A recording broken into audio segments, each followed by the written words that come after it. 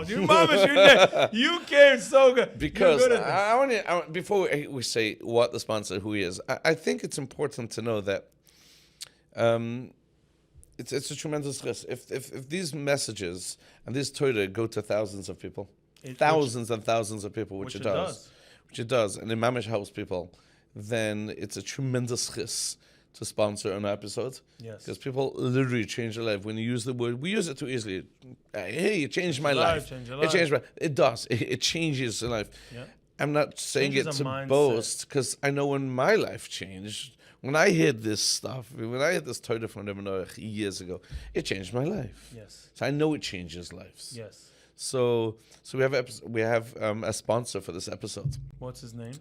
So as a Yidamansi, he says it's not about him, so it's not about his name, although Zisha Bron, and If he doesn't want his name mentioned, it's fine. I want his name mentioned because he has he's sponsoring it, and he has a business, and he says it's not about my business. I don't want to sponsor to share my business, which so what is does he want to share? National Pest Control, but that's not about his business.